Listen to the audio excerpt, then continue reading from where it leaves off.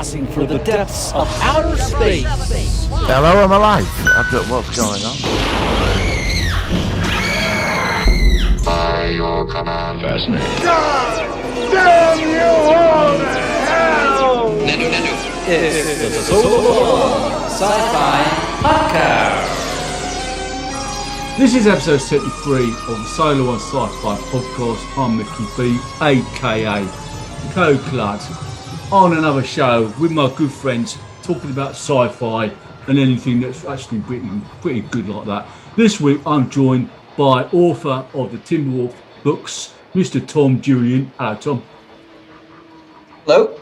Hello. And in UK, London, we have the runner of Martin's Sci-Fi Appeal, Martin Fowler. All right, Martin? Yeah. I'm just trying to get past this, What's happening is I've got this is usually daft. I was going to muck about with it because I've got a new microphone and it's just daft. So let's forget that. Let's go into a normal show. I'm Michael Ball. Nice to have you guys on the show. I noticed in the last few weeks that the mic has been really breaking up my end. So I've got a new mic this week. So hopefully when it comes out, it won't be breaking up. How are you both doing? You both all right? Yeah, doing okay. I had tennis elbow, and it hurts like hell. Oh, okay. I like tennis. I'm actually quite good at racket sports. I used to play, but I'm not at any good level. But I met my wife on a badminton court.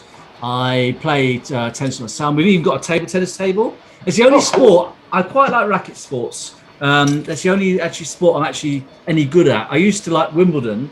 I used to go. I went up there. I've actually been up to Centre Court once to watch that. I don't really follow it so much now, but Are you any good at it, Tom?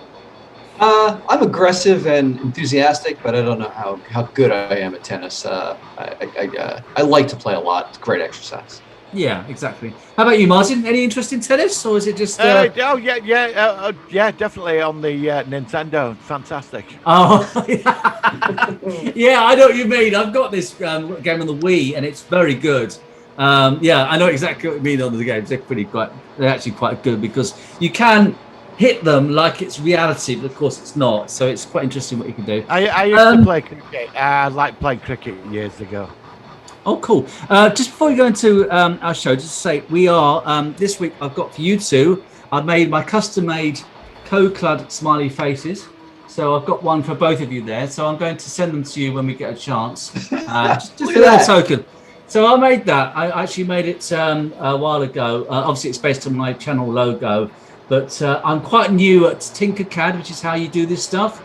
But you can hang them on your sort of... car mirrors and stuff like that. It's a very silly thing, but you're both welcome to have one. That's great. Did you 3D print that?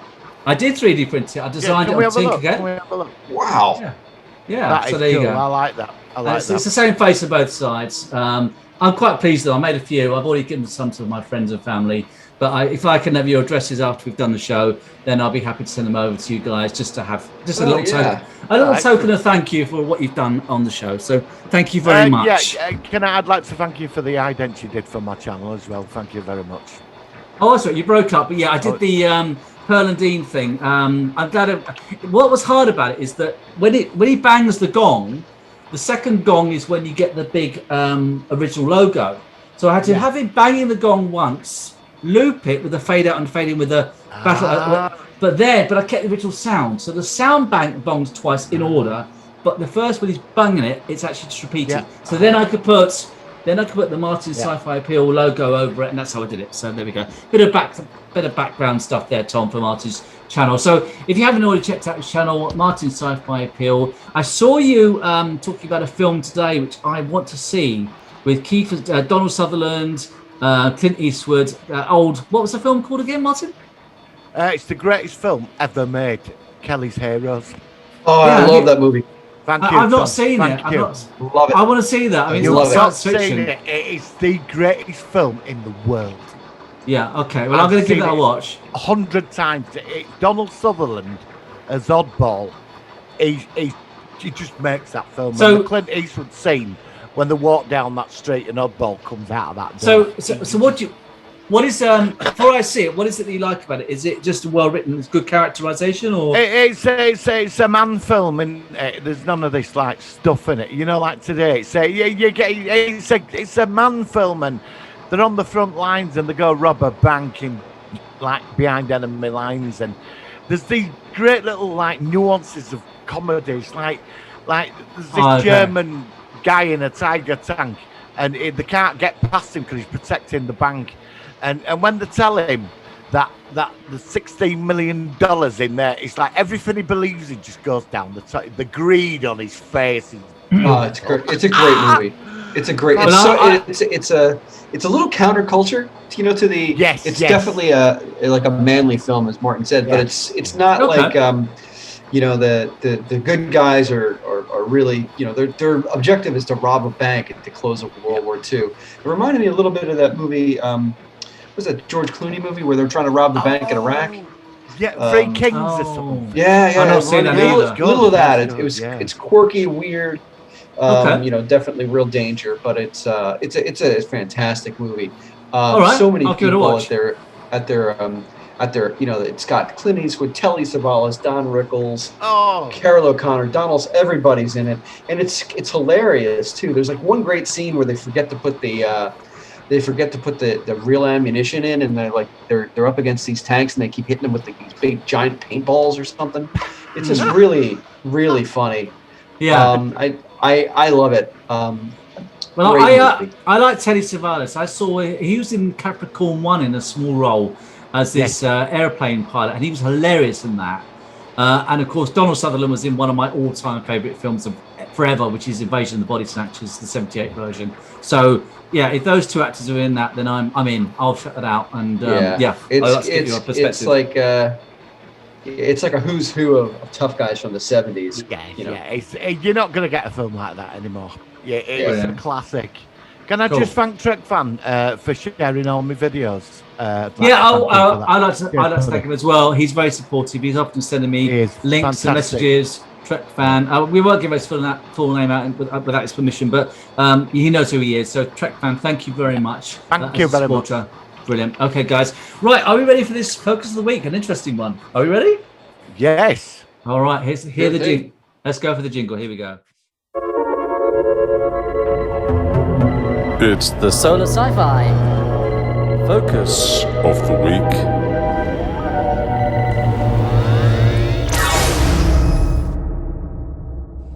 All right, this is a film that you both talked to me about last week. I have not seen it, as I've not seen Mad Max films, and I reviewed it based on your recommendation. And that is, of course, Mad Max Fury Road, which is a 2015 Australian post-apocalyptic film, co-written, produced, and directed by George Miller, and obviously featured Tom Hardy. So I'd like to get both your perspectives first, because I've not seen it, and then I'll chime in. So shall we ask Tom this week, first of all, as you're the one that told us about it last week. What is it about the film that you really liked? Go for it. So I loved it just because, you know, I was the one that recommended it. It is a Oscar-worthy 2-hour car chase. I love that the film is violent but also beautiful at the same time. Yeah. The cinematography and the lighting and everything that's happening in the real practical stunts that are going on, it leaves you in awe just to watch it. And I sat down and watched it again with my son and said, Liam, I'm going to change your life. And I sat him down. He's a 12-year-old boy who wants to spend all his time playing video games, and his jaw was on the floor the whole time. He especially loved the Doof Warrior, which is that guy that plays the guitar. He's sort of like the and he's chiming in. He's on the thing like that, and he's he's sort of like the version of the drummer that drums you into battle. He's in the. It's insane. You know, I mean, the level of insanity in the film is just extraordinary. Yeah, but I like that. It takes it up to a different level, and even though it's got all those levels of visual weirdness and just action and everything, the things that are going on in the movie and the dialogue and some of the stuff is just so weird and over the top and unique. When those guys are saying, you know, I live, I die, I live again. George really put a lot of thought into like the mythology behind it, you know, and they're like, when the guys know they're going to die, they like spray paint their face with chrome and jump and Yeah, the spray. That was interesting. It's insane. I mean, Yeah. there's no way to describe it beyond the fact that I think it's extremely unique, and way more engaging than I thought than the previous Mad Max films. Maybe because it's modern, maybe because the filmmaking is really reached the pinnacle. But I felt that the film was just extraordinary. I mean, it's not a reboot; it is a continuation, isn't it? From what I understand. Yeah. That's But ultimately, there's no. Well, there's a couple flashbacks that you really can't even tell what the hell's going on. Yeah, there was like a child or something, and there was like a slide, Yeah. and it was like really, really quick changes and stuff like that. And I wonder whether I was missing out from something from the previous films. How big a gap was it from this one from the previous films? So I assume that the others were with Mel Gibson in all three previous ones. I don't know. It's got to be a bunch of years, at least 20 years, maybe more. Last one was Thunderdome, and that was 80 something, wasn't it? Thunderdome, wasn't that? Oh, so that's a big gap 89? then. That's a big gap. Yeah. Then. Oh, I didn't realise that. Thunderdome, yeah. Yeah, it's a really big gap. Yeah, I mean, let's ask you next, Martin, because you've obviously seen it before me. What did you think of it? Mad Max, I like the concept of Mad Max, and the first two movies were quite cheaply done, but they were they were hits. And then when they made a lot of money and Mel Gibson's star were rising, they did Thunderdome, which I quite enjoy. Thunderdome, it's quite a good film. I preferred it to other two, but he's the king of the Road Warrior movies. The one thing that came. I was going to say, Tom's just said that there's a 30-year gap apparently between this and Thunderdome, so that's a huge gap. There's been loads of Road Warrior movies because of this series. What I loved about this film, that when I saw it on a Blu-ray, I was a bit. Well, I thought, it's Tom Hardy in this, and within 10 minutes of the film, it were like I didn't even think about Mel Gibson at all. I just accepted Tom Hardy as Mad Max, and I just went with the film after that. And I loved the film. I loved everything about this movie, and I agree with Tom. The car scenes and him flying around with a guitar were just insane. Yeah, it was good. The other thing I liked was this like that evil emperor where he would just give it peasants water. And did you see him on that walking thing that controlled that lift where they were all like, yeah. That were insane, that wasn't it? It were crazy. It was. I really do like this film. Yeah, it was crazy. One thing I think is really interesting about it, that it's a Mad Max movie that isn't really about Mad Max. He's not the fundamental character. He doesn't say anything about the first half an hour. He's got his finger across his face and he's chained up to a vehicle. Yeah, he doesn't hardly do anything. He's just like that. I like that, which I thought was quite interesting. He's along for the ride. The real hero of the film is Furiosa. She's the lead. Yeah, I liked her character. Yeah, you're right. It was more Furiosa. She's the protagonist. He is sort of a co-protagonist. But I agree. He doesn't really have agency as far as moving the plot along. He's not there for his own purposes. He's there because he's being dragged along, literally, as a blood bag. Because it is. I mean, one thing. I mean, like I said, I've not seen the previous film, so. Do the previous films say exactly what happened for this post-apocalyptic world? Was there a nuclear war? How come it seems to be everything's a desert and it's just like the seeking water and gasoline? How come that was in the first one? He's like a road warrior police officer. Society's bankrupt and it's all falling apart. And that little girl or not, he has a wife and child. And they get murdered, and the usual, the man with no name and he's got the past. And then second one, I think there's been a nuclear war. Right. Okay. And third one, then it's all post-apocalyptic, but it does start with society just falling apart. He's a detective, police officer. I mean, these are all set in Australia, like in the outback, I assume, somewhere like that. Do we hear anything about the rest of the world? Is it just mainly? Or is it's just literally just set in Australia in this world where it's basically high crime, everything's falling apart? A film doesn't really have to, I suppose. The world's been levelled and people have fallen like communities. But that's not the focus. Why? Yeah, that's not. That's what I'm saying. You never Okay. find out society's fallen in. It just is. It's like imagine our society just breaking down. We're all like behaving, gone back to our tribal instincts. That's Right. really it. Yeah. Like a Okay. That's biker interesting. gang in first movie. It takes on this biker gang. Right. Okay. Well, I mean, there's a lot of things I liked about it. I like the way there's like these different kind of cults and tribes, almost like tribes of or sects, as it were, and they all have their own patches and their own territories. And of course, I did like it. It was very, like I said, I was surprised that Mad Max with Tom Hardy's character, he really was just in the background for the first half an hour, being tied up and sort of because he's captured very early on in the film, and it was this other female character who was the strongest character.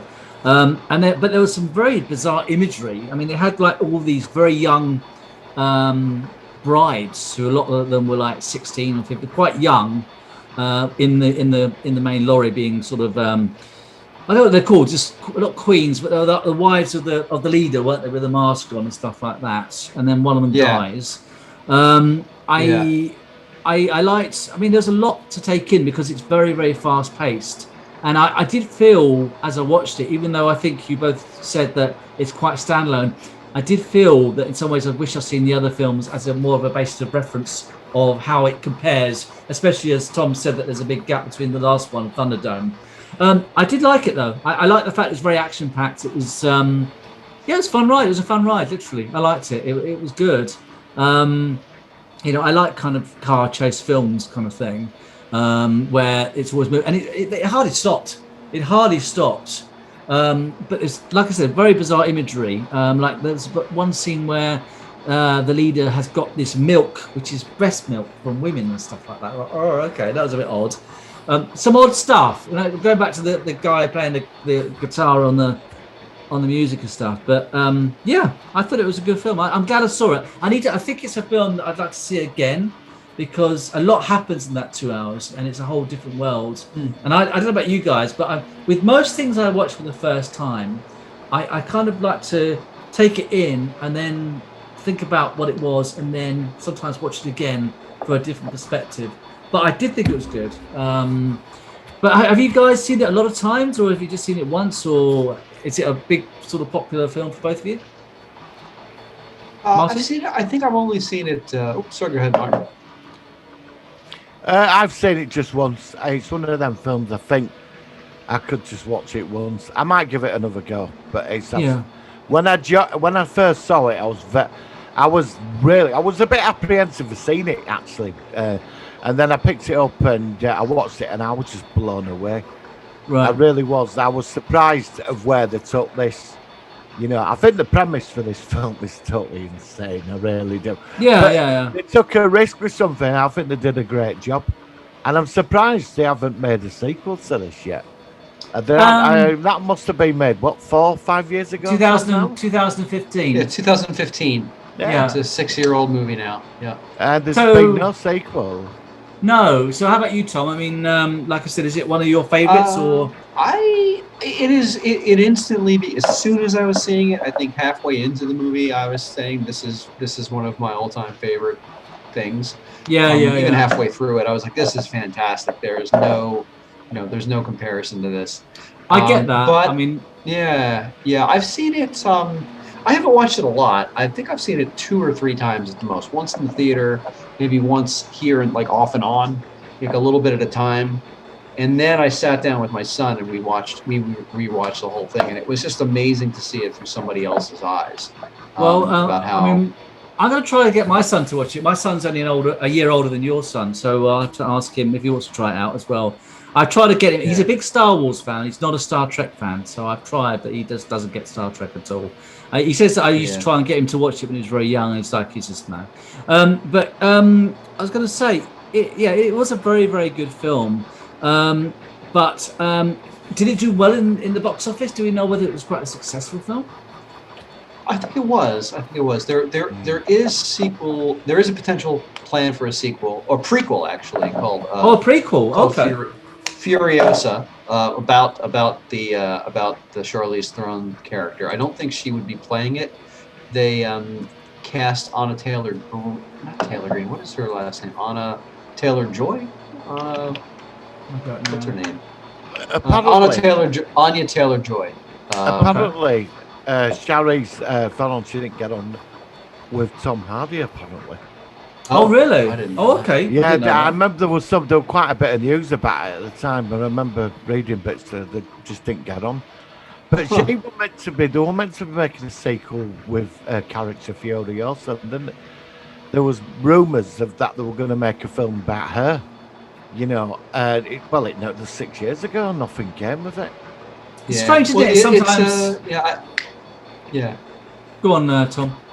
I do think it's on the way. I know that Charlize Theron was very upset that she was not cast as in the prequel, and they wanted to go with somebody a lot younger. But as far as I heard, it's still on its way. But I don't know too much of the specifics. You know, things end up in development hell, and with everything going on, you can imagine that it's hard to get something off the ground. Yeah, as I say, it's strange how things sometimes work out. You know, you can have a successful film, but for some reason it doesn't sort of catch on for people to make a sequel. So it's, I hope they do make something else from this, because I think there's a lot there. But like I said, I do like sometimes a film where it's just pure action. There's not a lot of just like this situation, and yeah, it was really good.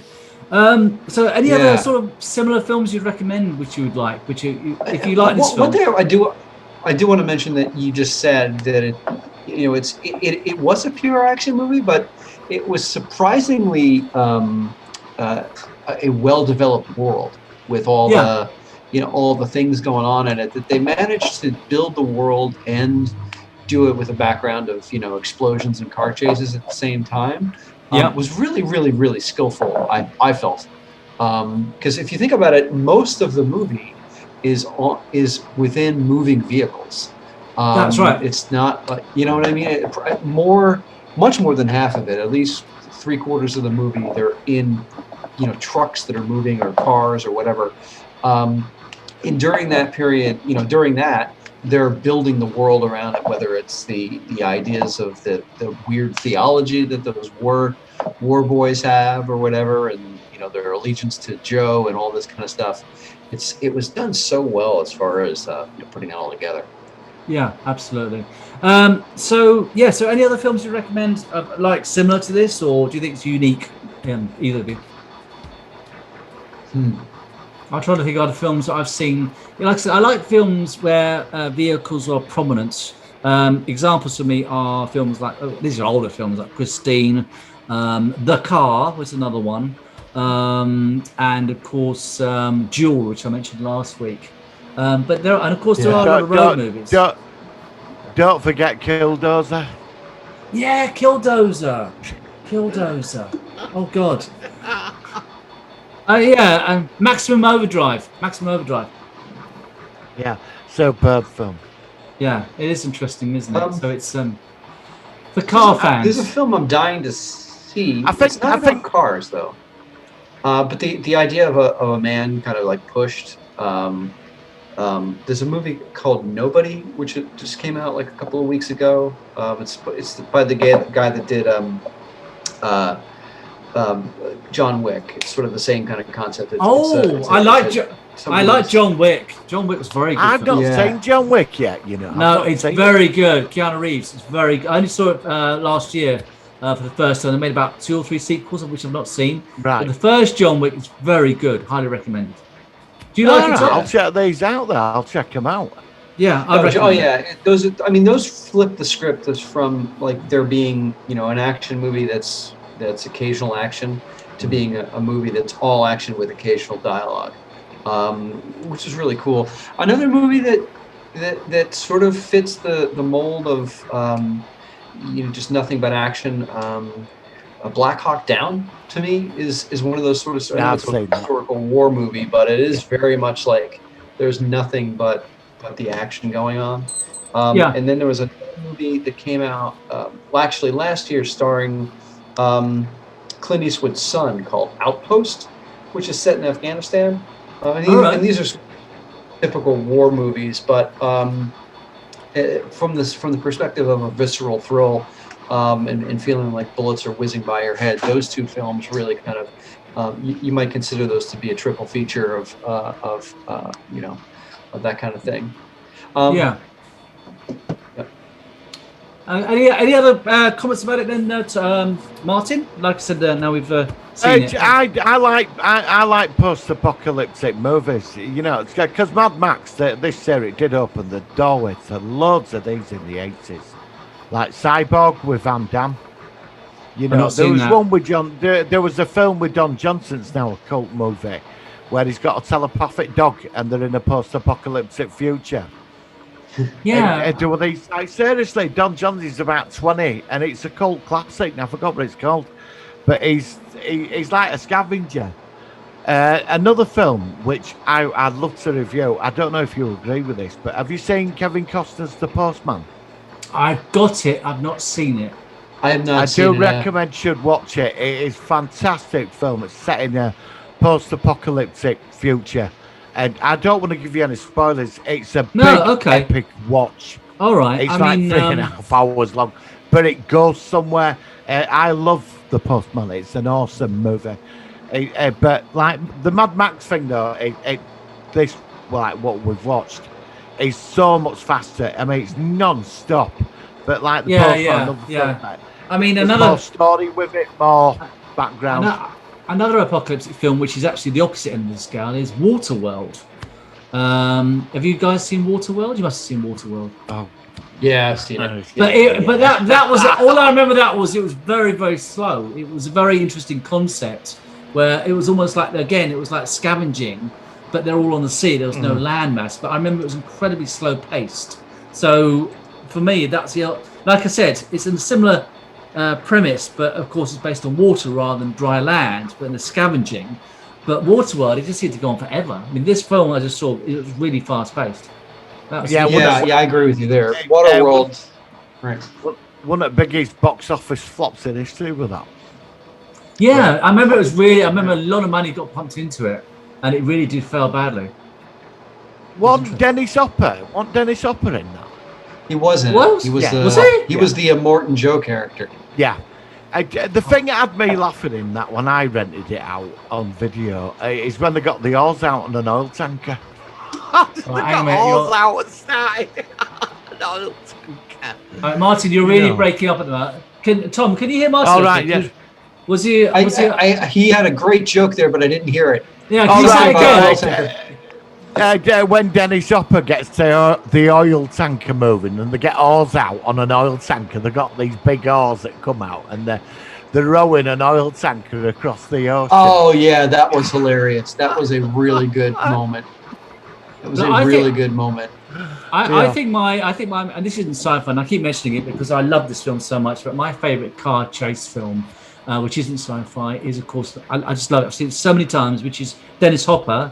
No, it wasn't Dennis Hopper. It was Dennis Weaver, I think. Who was it in Jewel? Was it Dennis Weaver? Dennis Weaver, I think. Yeah, Dennis Weaver. Yeah, but that was my all-time favorite film with just this guy trying to get to a business meeting, and this guy on a truck who he inadvertently pisses him off. And it was Steven Spielberg's first film, and it was made a year before I was born in 1971. And I still see that. I see it probably once every couple of years. It's just so good. The whole thing, the music and the way it's filmed. I do like car chase films. I do. I still want to try the Fast and the Furious. Actually, I want to give those a go. It's the first one because I've seen all them. Are they worth watching?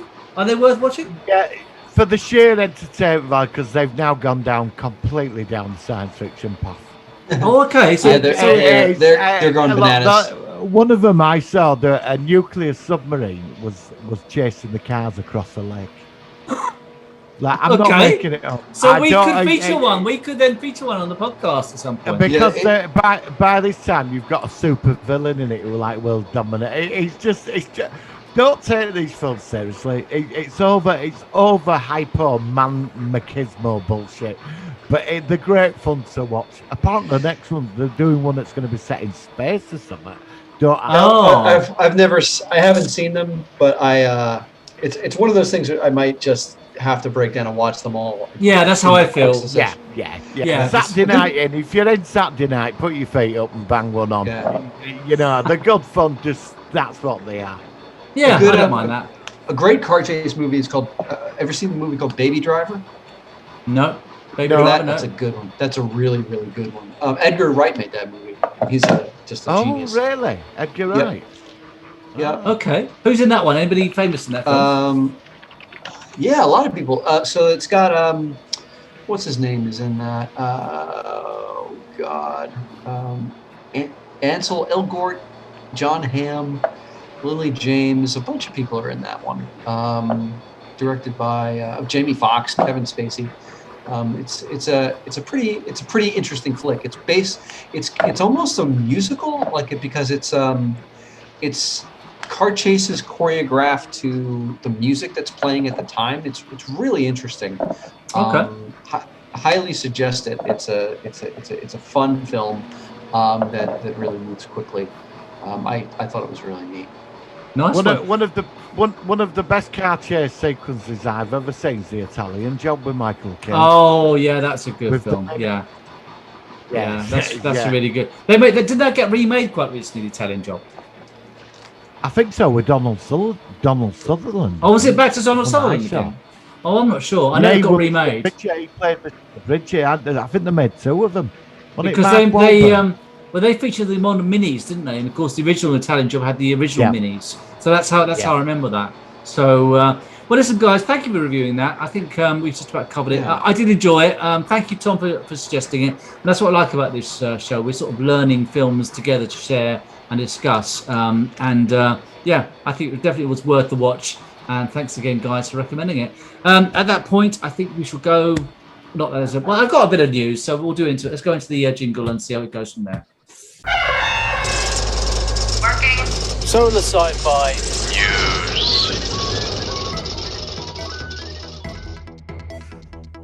All right, okay, guys. We're going to quickly say that we've had a technical error. I've not been really quite feeling it today, as you can probably tell from that awful intro when I was trying to be funny and it just fell flat.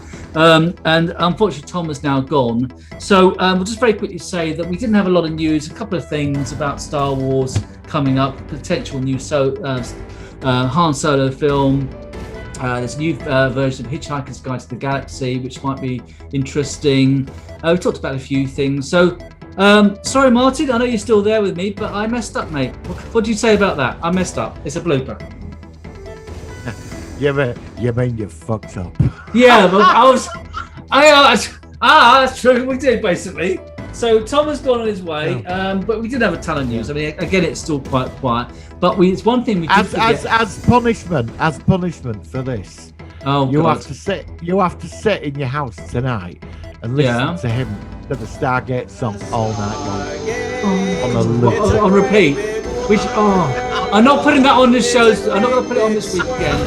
Honestly, I mean, my God, my channel's going to get scrapped if it that guy again with his. No, we're going to finish with Marvin the Paranoid Robot singing one of his depressed songs, where the actor that played him did that. But just to quickly say, there wasn't a ton of news. Again, everything's being made in production, but it's a bit of a lull until we can really delve into stuff. But Martin enjoyed the Bad Batch. I know you quickly talked about that. I'm enjoying Bad Batch. I'm looking forward to the Tomorrow War. Loki's next. Well, it actually is next. I think Loki will be on a Wednesday. Oh, They're not okay. showing it Friday. They're showing it on Wednesday. So look, we've got the podcast and Loki. We could even talk about it on the podcast. Yeah, and you quickly said that we saw the Eternals, the new Marvel film, and apparently that's not gone down very well. That's a shame. But yeah, and so we're just sort of discussing in a couple of weeks. We're going to see what's that film on Mars you said about? I think you should watch it. You'll really enjoy it. John Carter of Mars. John Carter of Mars. He's older than Flash Gordon. He was a big character back in the 30s in Victor. He's like one of them Victorian type superheroes, and he's like this dude that ends up on this planet full of magic and science and that. Right, but also and he's before trying to that, get back to Earth, yeah. Okay, cool. And one film which we should review as well is the original Predator film, because we used to feature Predator versus in quite a few of our early shows. So I think we should have a big. Definitely. I think next week we'll do that, and then I'll try and find out this other film for the week after, and then we've got loads of shows to delve into. So sorry guys, I've not been quite with it today. I don't know why. My head feels really fuzzy today. I just don't feel quite right today. I don't feel ill. I just don't feel like I've quite got into the zone tonight. I don't know why. So there we go. No, so sorry guys. You feel upset. All right, we'll catch you next week on the Solar One Sci-Fi podcast. We'll leave you with Marvin. Live long and prosper. Cheers. Yes, live long and prosper.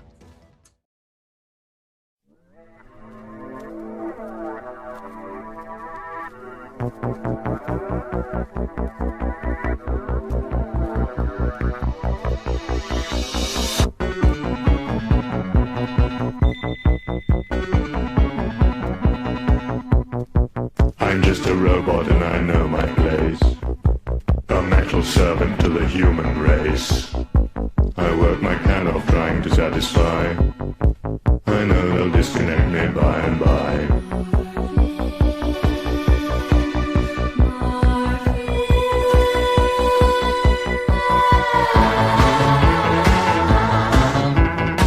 Chip on my shoulder made of silicon. My printed circuits like a lexicon. 10 billion logic functions, maybe more. They make me pick the paper off the floor.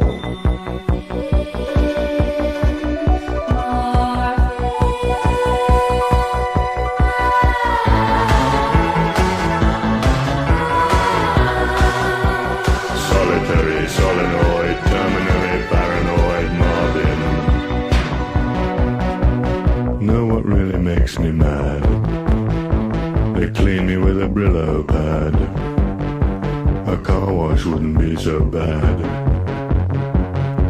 Life, don't talk to me about life.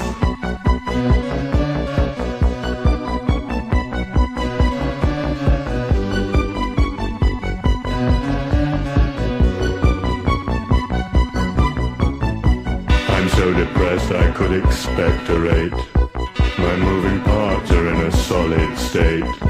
I want to rust in peace, switch off and lie in that great junkyard in the sky.